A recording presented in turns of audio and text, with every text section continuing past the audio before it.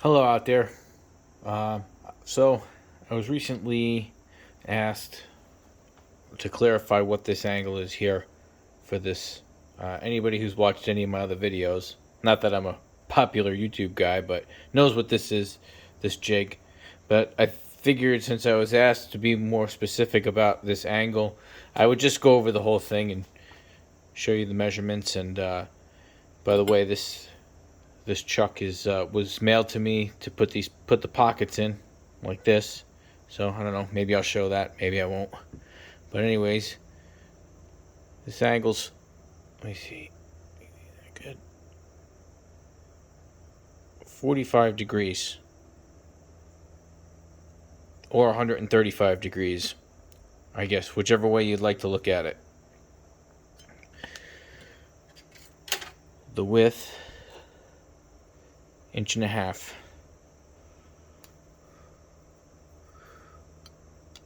The length, what is that? Oh, let's try this side. 3 7/16. I don't know if you can see that. The lighting's not awesome, but that's what I got.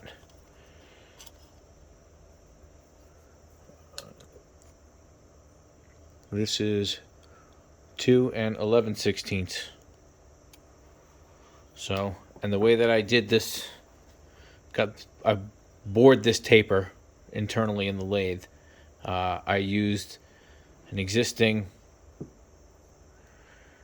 30 taper and just set the compound with a dial indicator to get the correct angle and put that taper in there with the compound, and then fastens with this using this. So there's the measurements. Again, this is about the third one that's been sent to me in the past month to do this for.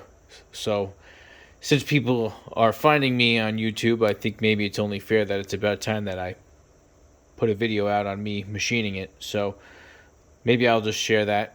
Let me set this up in the mill and I'll get right back to you. Okay, here we are at the mill. I set this up. I used an edge finder to find the center. Zeroed out my digital readout.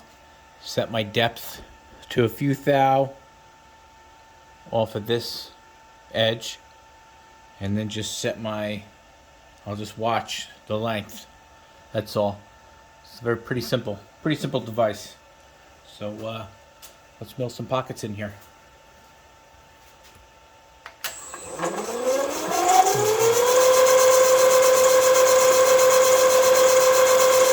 This is a solid carbide end mill, by the way. I wouldn't recommend using high-speed steel on this.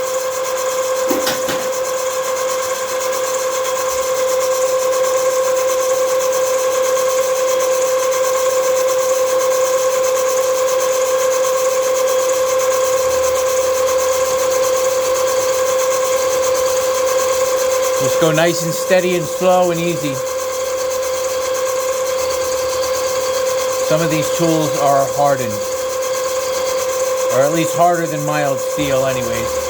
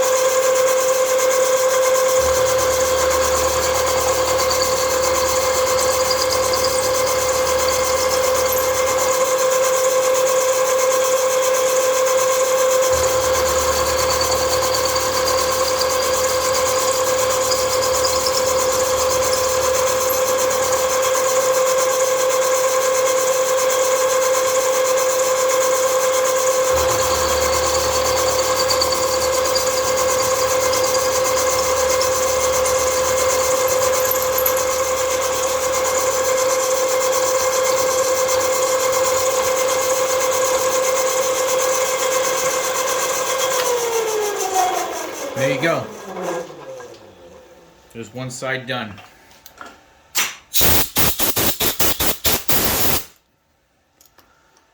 Let's see if I can get you in there a little bit better.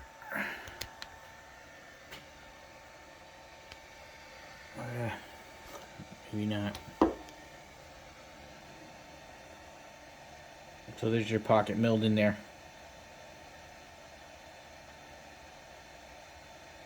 There you go. Again, solid carbide end mill, 7/16 diameter.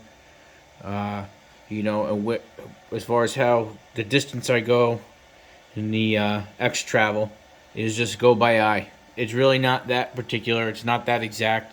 As long as these two set screws are setting into something and pushing that taper up, the taper is what keeps it from spinning in this key here.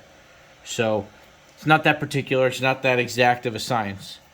So again, if anybody needs me, this is for somebody down in Georgia. They asked me to mill the pockets in there for them. They got a mill like this. I was lucky enough to get a set of Z collets and a collet chuck that fit.